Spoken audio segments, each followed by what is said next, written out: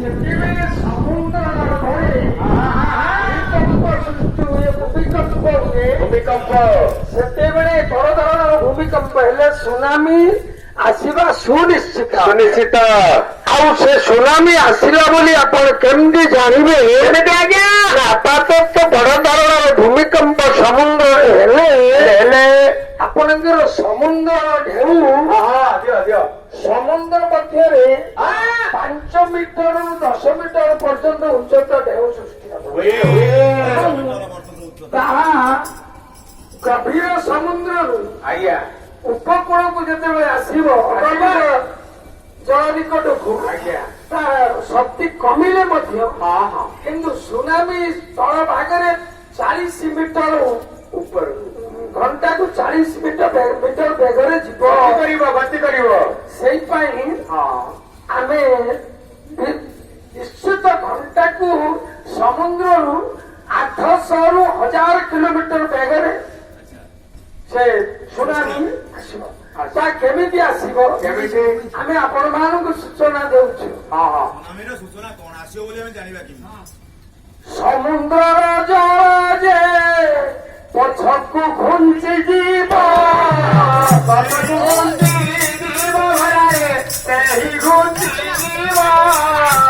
ସମୁଦ୍ରର ଘରେ ବାଲି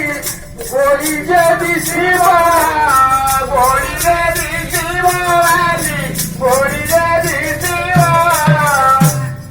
ମୋ ଭାଇମାନେ ଏଇ ରାଜପାଟଣା ଭଞ୍ଜ ପ୍ରସାଦର ଏମାନଙ୍କୁ ମା ଭଉଣୀ ମାନଙ୍କୁ କୁହାଯାଉଛି ସମୁଦ୍ର ଭିତରେ ଭୂକମ୍ପ ହୋଇ ସୁନାମି ଯେତେବେଳେ ସୃଷ୍ଟି ହେବ ତା ଆମେ କେମିତି ଜାଣିବା, ଅନୁଭବ କରିବା? ସମୁଦ୍ର ଜଳ ଆସି ପାଣି ସମୁଦ୍ର ଭିତରକୁ ଖସିଯିବ, ପଛକୁ ଖସିଯିବ। ଆମେ କେମିତି ଜାଣିବା? କେମିତି ନା ସମୁଦ୍ର ଗର୍ଭରେ ଥିବା ବାଲି ଗୋଡ଼ି ଶଙ୍ଖ ଶିଳ୍ପ ଏଗୁଡା ଆମକୁ ଦିଶିବ। ପୁଣି ଆଉ କଣ ହବ ନା ପ୍ରବଳରୁ ପ୍ରବଳ ଯେ ତରଙ୍ଗ ଆସିବ, ବାବୁରେ ତରଙ୍ଗ ଆସିବ। ଅତି ଭୀଷଣ ସ୍ୱରରେ ପୁଣି ଗର୍ଜନ ଶୁଭିବ, ବାବୁରେ ଗର୍ଜନ ଶୁଭିବ। ପ୍ରବଳରୁ ପ୍ରବଳ ଅତି ଉଚ୍ଚତାର ତରଙ୍ଗ ମାଡ଼ି ଆସିବ। ଆଉ କଣ ହବ? ଆଉ କଣ ନା ସ୍ୱାଭାବିକ ସମୁଦ୍ର ଗର୍ଜନ ଯେତିକି ହୁଏ ତାର ଅତି ମାତ୍ରା ଅଧିକ ମାତ୍ରାରେ ଭୀଷଣ ଗର୍ଜନ କରିବ। ଆଉ ପୁଣି କଣ ନା ଅଧିକ ଢେଉ ସେକାଳେ ଆସିବ, ଢେଉ ସେକାଳେ ଆସିବ। ସୁନାମି ଆସିଲା ବୋଲି ସତର୍କ ହୋଇବ, ବାବୁ ସତର୍କ ହୋଇବ। ଅଧିକ ଢେଉ ଯେମିତି ଆପଣଙ୍କର ଧର 5 ମିନିଟରେ କି 2 ମିନିଟରେ ଗୋଟେ ଲହଡ଼ି ଆସୁଛି, କିନ୍ତୁ ସେ ଆହୁରି ଅଧିକ ଢେଉ ସେଇ ସମୟ ମୁହୂର୍ତ୍ତକ ମଧ୍ୟ ଆସିବ, ଢେଉ ଆସିବ। ଆପଣ ଜାଣିବେ ସୁନାମି ଆସିବା। ତା ପାଇଁ ଆମେ କଣ କରିବା? ନା ସୁନାମି ଢେଉ ଆସିବା ଆଗରୁ, ସତର୍କ ହୋଇବା ବହୁ ପୂର୍ବରୁ, ସଚେତନ ହୋଇ ରହିନଥିବା, ସୁନାମିକୁ ମୁକାବିଲା କରିବା, ଯଥେଷ୍ଟ ସମୟ ମିଳିବ ନାହିଁ, ଏକଥାକୁ ମନେ ରଖିବ ଭାଇ, ଏମାନଙ୍କୁ ଅନୁରୋଧ ଆମେ ମଞ୍ଚ ଉପରେ ଆପଣମାନଙ୍କୁ ଅନୁରୋଧ କରୁଛୁ। ଆମେ ଓଡିଶା ସରକାର ଆପଣଙ୍କୁ ଅନୁରୋଧ କରୁଛୁ।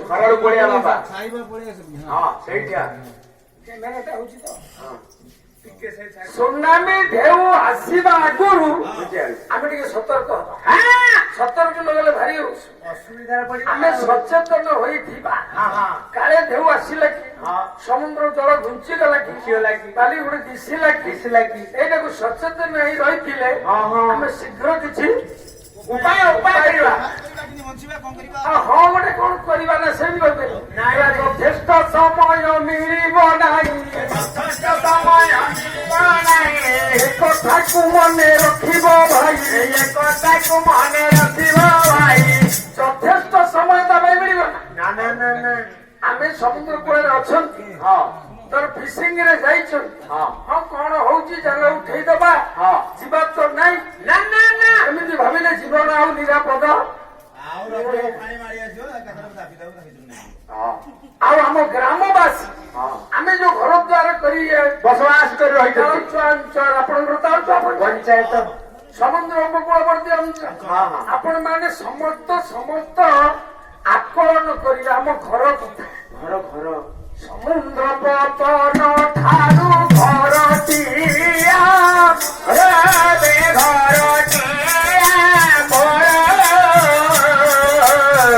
କେତେ ଉଚ୍ଚରେ ରହିଛି କରିବ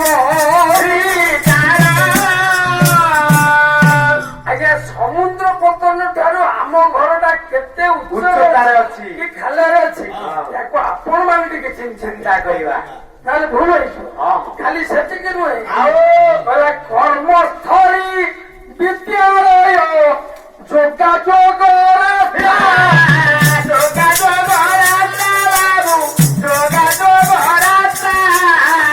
ସମୁଦ୍ର ପତନରୁ କିପରି ବ୍ୟବସ୍ଥା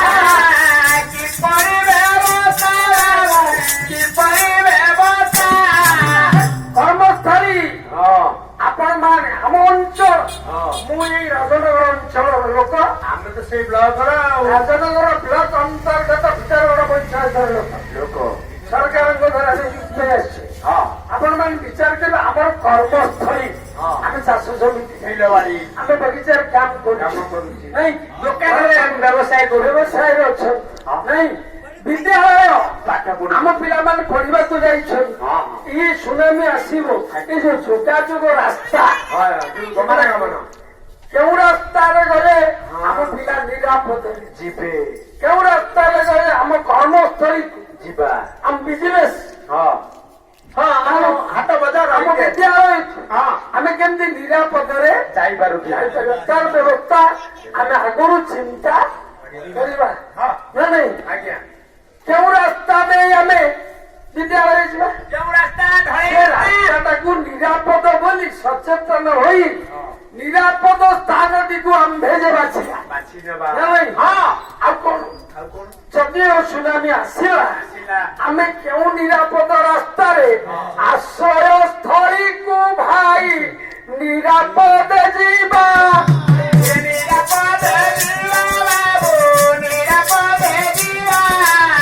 ଆଶ୍ରୟସ୍ଥଳୀ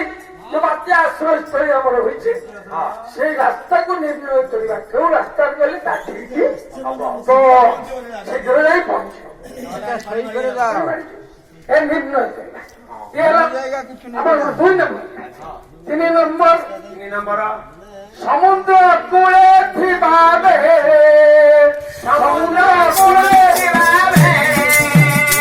ସୁନାମି ଲକ୍ଷଣ ଦେଖିଲେ ସମୁଦ୍ର କୂଳରେ ଆପଣ ମାନେ ଅଛନ୍ତି ସୁନାମି ଲକ୍ଷଣ ଜାଣିଲେ ସମୁଦ୍ର ପାଣି ପଛକୁ ଘୁଞ୍ଚି ଯାଉଛି ନଦୀ ତୋଡ଼ି ଦିଶୁଛି ଭୀଷଣ ଗର୍ଜନ ହଉଛି ପ୍ରବଳ ତରଙ୍ଗ ହଉଛି ଅଧିକ ଢେଉ ଅଛି ପ୍ରଶାସନର ସତର୍କ ସୂଚନାକୁ ଆଉ ଅପେକ୍ଷା ନ କରି ଦୂର ସ୍ଥାନକୁ ଉଚ୍ଚ ସ୍ଥାନକୁ ଆଶ୍ରୟସ୍ଥଳୀକୁ ଯିବାକୁ ଚେଷ୍ଟା ଖାଲି ସେତିକି ନୁହଁ ଆଉ ଦରକାରୀ କାଗଜ ପତ୍ର ସଙ୍ଗରେ ନେଇଥିବ ମାତ୍ର ଦାୟିତ୍ୱପୂର୍ଣ୍ଣ ପଦାର୍ଥକୁ ଧୂଳିର ନଯିବ ତାହାକୁ ସ୍ଥାନୀୟ ହୋଇ ଆସିବନି ଗୁରୁତ୍ୱପୂର୍ଣ୍ଣ ପଦାର୍ଥ ଦାୟିତ୍ୱପୂର୍ଣ୍ଣ ଜିନିଷ ରାସନ କାର୍ଡ ପତ୍ର ଏଟିଏମ କାର୍ଡ ଏଗୁଡା କିଛି ଖାଦ୍ୟ ଏଇ ଆଶ୍ରୟସ୍ଥଳୀ ପାଖରୁ ମାନେ ଯିବେ ପୁଣି ଆଉ 4 ନମ୍ବର କଥା ନାଇଁ କହିଲା ସମୁଦ୍ର ମଝିରେ ଡଙ୍ଗାରେ ସମୁଦ୍ର ମଝିରେ ଡଙ୍ଗାରେ ବଟି ଯଦି ସେହି ବିରୋଧୀ ସେଇ ବେଳେ ସମୁଦ୍ରରେ ଫିସିଂ କରିବାକୁ ଯାଉଛୁ ସମୁଦ୍ର ମଝିରେ ଡଙ୍ଗା ଅଛି ବୋଟ ଅଛି ସୁନାମି ଆସିଲା ତାହେଲେ କୂଳକୁ କେବେ ନ ଆସିବ କୂଳକୁ କେବେ ନ ଆସିବ ସମୁଦ୍ର ଭିତରକୁ ଯିବ ସମୁଦ୍ର ଭିତରକୁ ଯିବ ସୁନାମି ଆସିଲେଣି ଆପଣ ଛାନି ଆଇ କୂଳକୁ ପଳେଇବା ନାହିଁ କାହିଁକି ଜୀବନ ନିରାପଦ ନୁହେଁ ଜୀବନ ଚାଲିଯିବ କାରଣ ସମୁଦ୍ର ମଝିରେ ଥିଲା ବେଳେ ସୁନାମି ଢେଉ ଆସୁଛି ସେଟା କୂଳରେ ବେଶୀ ହବ ମାଡ଼ ହବ ସମୁଦ୍ର ଭିତରକୁ ବୋଟ ନେଇ ଖାଲି ବୋଟ ନେଇ ରହିବ ନା ବନ୍ଦରର ଯେ କର୍ମକର୍ତ୍ତା ବନ୍ଦରର କର୍ମକର୍ତ୍ତା ତାଙ୍କଠୁ ଜାଣିବ ବାରଟା ତାଙ୍କଠୁ ଜାଣିବ ବାରଟା ସେଇ ବୋଟରେ ଥାଇ ଡଙ୍ଗାରେ ଥାଇ ଯେ ବନ୍ଦରର କର୍ମକର୍ତ୍ତା ତାଙ୍କଠାରୁ କିଛି ବାର୍ତ୍ତା ଜାଣିବ ନାଇଁ ଖାଲି ସେତିକି ନୁହେଁ ରେଡିଓ ଟେଲିଭିଜନ ରେଡିଓ ଟିଭିକୁ ଦେଖିବା ରେଡିଓ ଟିଭିକୁ ଦେଖିବା ପ୍ରଶାସନକୁ ଯେ ବୁଝିବା ପ୍ରଶାସନକୁ ଯେ ବୁଝିବା ଆପଣ ସମୁଦ୍ର ମଝିରେ ଥିଲେ ରେଡିଓ ଶୁଣିବେ କେମିତି ଚାଲିଛି ବେଗ କେତେ କେତେ ସମୟ ରହିବ ଆଉ ଘରେ ଥିଲେ ରେଡିଓ ଟିଭି ସବୁ ବୁଝି ନିରାପଦ ସ୍ଥଳୀକୁ ଯାଇ ଆନନ୍ଦରେ ରହିବେ ନାଇଁ ଆଶ୍ରୟ ସ୍ଥଳୀରେ ରହିବ ଆଶ୍ରୟ ସ୍ଥଳୀରେ ରହିବ ଯୋଗାଯୋଗ ଯେ କରୁଥିବ ଯୋଗାଯୋଗରେ କରୁଥିବ ଆପଣ ସମୁଦ୍ରରେ ଥିଲେ ବୋଟରେ ଡଙ୍ଗାରେ ସମୁଦ୍ର ମଝିରେ ରହି ଯୋଗାଯୋଗ କରିବେ ଘରେ ଥିଲେ ଆଶ୍ରୟ ସ୍ଥଳୀକି ଯାଇ ଆଶ୍ରୟ ସ୍ଥଳୀରେ ଆପଣ ମଧ୍ୟ ଯୋଗାଯୋଗ କରିବେ ନାଇଁ ଠିକ ଭାବରେ ଜାଣି ବୁଝି ଏଇ ସ୍ଥାନରେ ଆମେ ରହିବା ପରିବାର ଗୋଷ୍ଠୀକୁ ଜଣେଇବା ସବୁଦିନ ରହିବା ଘରକୁ ଆସିବାନି ବିପଦ ଟଳିବା ଯାଏ ବିପଦ ନ କରିବା ଯାଏ ଅପେକ୍ଷା କରିବା ନିଶ୍ଚୟ ଅପେକ୍ଷା କରିବା ବିପଦ ଯେ ପର୍ଯ୍ୟନ୍ତ ନ ଟଳିଛି ସୁନାମି ନେବେ ଯେ ପର୍ଯ୍ୟନ୍ତ ନ ଗତି ସମୁଦ୍ର ମଝିରୁ ଆସିବ ନାହିଁ କି ଉଚ୍ଚ ସ୍ଥାନରୁ ଆଶ୍ରୟ ସ୍ଥଳୀରୁ ଆସିବ ଯେତେବେଳେ ଆପଣ ଜାଣିଯିବେ ସୁନାମି ଘଟିଗଲା ବିପଦମୁକ୍ତ ହେଇଗଲା ଆପଣଙ୍କର ଯୋଉ ସତର୍କ ସୂଚନା ଦିଅନ୍ତି ୱାର୍ଡ ମେମ୍ବର ଠାରୁ ଯୋଉମାନେ ସବୁ ଉଚ୍ଚକି ସେମାନଙ୍କ ଠାରୁ ପରାମର୍ଶ କରି ଆପଣଙ୍କର ରେଡିଓ ଟେଲିଭିଜନ ଦେଖି ଶୁଣି ଆପଣ ସେ ସ୍ଥାନରୁ ଆସିବେ ପୁଣି ଆସିବେ ଯେଉଁ ରାସ୍ତାରେ ସେଟା ବିପଦ ସଂକୁଳ ନକ୍ସା ହୋଇଛି ତିଆରି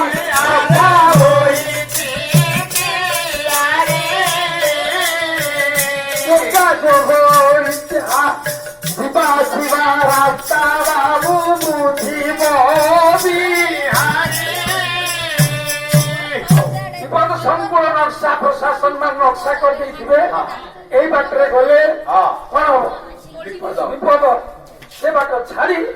ଯାହାକି ଆପଣଙ୍କର ନିରାପଦ ରାସ୍ତାରେ ଆଶ୍ରୟସ୍ଥଳୀକୁ ଯିବେ ଆଉ ସୁନାମି ହଟିଲେ ଆଶ୍ରୟସ୍ଥଳୀରୁ ଖାଲି ଆସିବେ ଯେ ନିଜ ଜୀବନ ରଖିବେ ତା ନୁହେଁ ଆଉ ନିରାଶ୍ରୟ ମାନଙ୍କୁ ଯେ ସାହାଯ୍ୟ କରିବ ବୃଦ୍ଧା ଶିଶୁଙ୍କୁ ଯେ ଦୟା ରଖିଥିବ ସୁନାମି ହଟିଗଲାଣି ପାଣି ଘେର ଅଛି ଆପଣ ମାନେ ସବୁ ଯାଇପାରୁଛନ୍ତି ବୁଢା ଲୋକଟିଏ ବୁଢୀଟିଏ ଛୁଆଟିଏ ଯାଇପାରୁନି ତାକୁ ଟିକେ ସାହାଯ୍ୟ ପରୋପକାର ଭିନ୍ନକ୍ଷମ ବ୍ୟକ୍ତିଙ୍କୁ ଯେ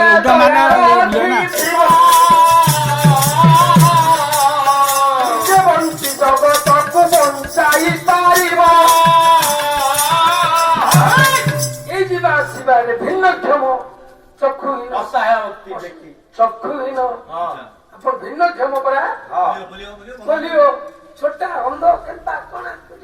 ଏମାନଙ୍କୁ ଟିକେ ସାହାଯ୍ୟ କରିବ ଭଗବାନ ଦୟା କରିବେ ଆଉ ସୁନାମି ହଟିଗଲା ପରେ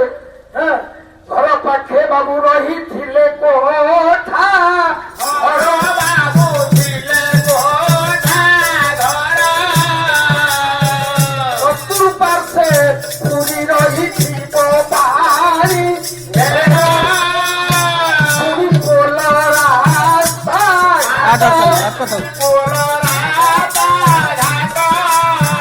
ଏହି ନଦୀର ଭାଇ ତାହାର ମାଝିଟା ମାନେ ଇଏ ହେଇଯିବ ନା ସୁନାମି ହଟିଗଲା ପରେ ଆପଣଙ୍କ ଘରେ ପାଣି ପଶି ସେ କୋଠା ଘରକୁ ଯିବେ ଚାରି ପାଖ ପାଣି ଅଛି